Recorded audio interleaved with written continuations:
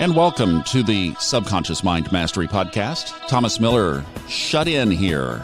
Are these not ominous times? Did we, somewhere around 6 months or so ago, talk about something called Saturn-Pluto conjunction in January? Wow. I'm wondering how many of you listening to this are right now, so we are in March, late March 2020. As this is being recorded, how many of you are in some kind of a lockdown situation because of the COVID-19 virus? We are here in the Dallas-Fort Worth area where Majana and I are. And I just wanted to touch base because for us, really life has just continued right on because we work from home. And I've been very busy, obviously, producing a local radio show. Even though it's just on the weekends, it's still, there's a lot of work that goes into it. And so between the lockdown, getting ready for that, and producing the radio show, and finishing up another audio book for Steve Forrest, this has been a pretty busy week. I've got some things planned. One of them you've already heard about if you've been on our Facebook Live. We're going to be doing some Facebook Lives. We'll hopefully get into the routine of that next week. Got everything in place that I want to do, so we're ready to start launching that. And we have some other things that we'll talk about along the way, too. Because my time today is short, I just wanted to do a quick check-in. And I have a couple of thoughts after processing this quite a bit. Because 1 week ago today, I'm recording this on Saturday morning, and 1 week ago today, I lost a friend due to the COVID-19 virus. He was on a ventilator in Denver for 11 days and really never had any improvement and didn't make it. So I've been doing a lot of processing, obviously, a wide range of emotions. And I think one of the things that for probably most of us has come into the space are things that kind of drive us anyway. I mean, remember, I grew up in a family where my mother was always looking at the dark side of life and was a prepper back in the 70s and always thought that the government was going to come get us and thought that there would be martial law. And it's like all of the things that you could take a good long peek around the corner of this situation, she was all over this back 50 years ago. So this is stuff that is really deep in my psyche, and it's just really quick to go there. So that's been coming up, and I've had to process through that. I have to make some intentional observations. First of all, let things come up, and then observe and start to release.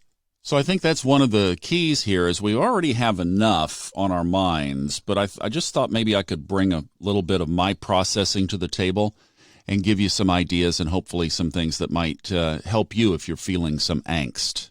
I've had several of you, either personally by email or in the Facebook group, talk about, hey, didn't you mention something about there being a big shaking of the foundations of the planet back in the fall? Yeah, that video is still on our website, soulfoodtalks.com, in the astrology shop, or the free, I guess it's in one of the two, it's in the free section, but it's the Saturn-Pluto video, and that was recorded like in August or September.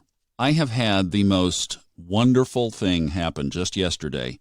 My son, who has not bought into this, and there are some things that we haven't talked about here together because of the privacy of that situation, started asking questions about this. And I was so honored. We had about an hour phone conversation yesterday, and he really is open to taking a look at some different things. So that is just absolutely huge. And hopefully that story is one that I can tell at some point, but right now just respecting some things that he and I are working through together, we'll just keep that in process, in the in-process folder. How about that? But good things there for sure.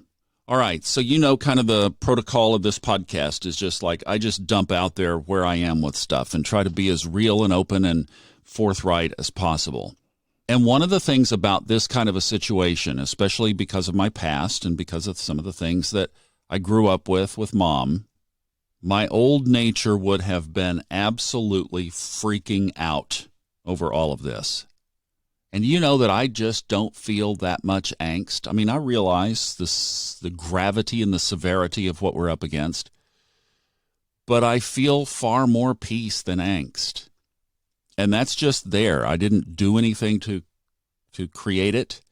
Maybe the work that's been done, you're getting the paycheck now of all the work that's been put in, but I'm not feeling angst. And this is one of the other points that I wanted to make, is that heightened intuition right now is huge for me. Like, whoa. And I'm just being with that. And really, this is just over the last couple of days, but I'm realizing that perceptions, tuning in, is just more present. So again, I'm not trying to force it, not trying to manipulate it, not trying to do anything with it, but just like normal, when does it show up? It shows up when I'm looking at an astrology chart. I look at them intuitively. So that's one way. It shows up when I'm doing Kundalini, shows up when I'm on a walk, showed up in the booth here the other day when Majana and I were recording something together. So I'm just open to being aware and honoring those feelings and honoring those intuitions. I would dare say that is there for you too, that's there for everybody. When there are special times like this, challenging times, I remember I had an intuitive prompt, very clear. Oh, wow, was that a big one? The night before 9/11. And I was with a group of people and I mentioned it. And of course they came back and said, how in the world did you? And I've never, you know me, I've never billed myself as a psychic or anything like that. But I'm just saying that when crises happen or when things take place that need our extra perception, I think the universe gives it to us. So I would say if you're not tuning into that, by all means, and if you are in a shut-in situation, you'd like some exercises to do, I still have the Kundalini Kriya for morning sadhana. Now listen, I do not have that on our soulfoodtalks.com website yet. I'm going to. So would you just mind going there and looking in the free products section? I will try to get that posted in there this morning. If it's not there, you can email me, thomas@subconsciousmindmastery.com. But I'm going to try to get that in there because I'm not able right now to answer all those emails, and I want to make sure that you don't wait for it. So this way you can just get it. It's downloadable, boom, right there, and that will expedite that. So thank you for that. Look at soulfoodtalks.com. Go to the free section and look in there for the Kundalini Morning Sadhana. All right. Now, a couple of other things I wanted to just bring up here. So a lot of people are wondering, how long, where's this headed, all of this. Look, here's one of the things, and I've been saying this on the Fun Astrology podcast, the daily podcast, is I think the macro trend is far more in the driver's seat right now. So think of it like this. Down in South Texas, there's the Guadalupe River. And a lot of people, it's a big recreational site down south of Austin. And a lot of people go down there in the summer tubing and drinking. And they float on the river. And in the summertime, the water's down and not having a lot of rain, and you just go out there and float. I've never done it. That would not be my thing, but it is a very popular tourist destination site in the summer. Well, let's say that that's kind of typically how you would look at things of life, like it's calm otherwise. And, from an astrological standpoint, you might look at what the moon's doing, or is Mercury in retrograde, or what planet is in what sign, and this kind of thing. You get some ideas of kind of the general theme of the energy around us. That would be like going to the Guadalupe in the summertime. It's not very disruptive. You're going to get a nice little float in with your friends and get to a destination. Well, if you go in the springtime after heavy rains, a lot of times houses get taken out because of the floodwaters. So if you tried to go do your little swimming and tubing with your friends in the springtime, very likely you're going to get washed away. And I think that's where we are now, is the macro, the big floodwaters of this experience are just in the driver's seat. And looking at all the little macro things of where this might, direction turn, I just don't think are there. So what is the macro? Where are we headed with the macro? Well, I think we're still headed for a lot of social changes. I think there are going to be more corporate disruptions, more political disruptions. And the other one that I started talking about this week in the daily podcast is that I think we're headed for some financial challenges. There's some astrological stuff to support that. But just to say, I mean, you don't have to be an economist to figure out that if you suspend the country for 90 to 120 days, not the country, I mean the world, right? Your country, my country, everybody listening to this, you can't suspend that and not have a significant impact. So what all that looks like, we don't know. And that was one of my other points is from the radio show that I'm doing, the guy that is my client with that and co-host on the show is very plugged into all the local briefings and meetings and criteria and decision-making because he represents all of the hospitals in the area. It's about 100 hospitals that he represents in this area. And he is the lone voice for them in all these meetings. They hire him to go in and take care of their business so they don't have to. So he's in all the county judge meetings and the Department of Health meetings and the closure, the shut-in meetings, all of that stuff, in contact with the governor's office, high-level profile. And when I ask him things now, his main answer is, we just don't know. And I think that's a really good position to take with this. We don't know how long the virus is going to last. We don't know if it's going to be heat intolerant. We don't know how many cases are in the wings that haven't presented themselves yet. We don't know how long it's going to truly take to flatten the curve because nobody has yet flattened the curve. Maybe China, but, who knows if the quality of that data. So I think this is a really good time to just be an observer, not an interpreter and not a forecaster.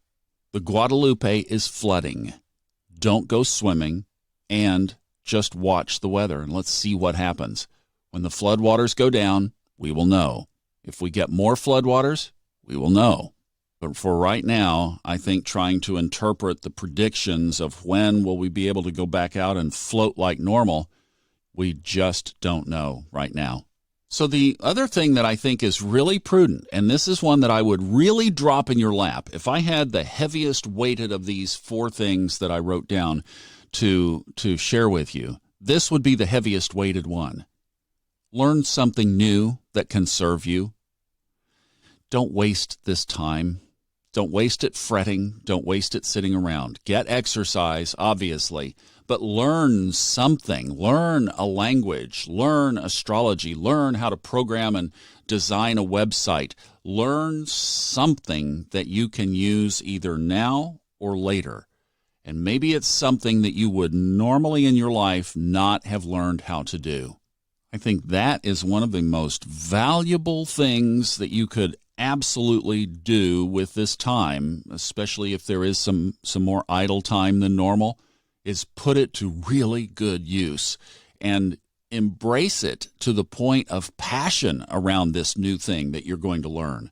Like, I'm going to get to learn to speak a new language. I'm going to get to learn to read the astrological chart. I'm going to learn to do something, figure out the technology in order to put my voice out into the universe. Whatever it is for you, something that really your soul gets excited about inside.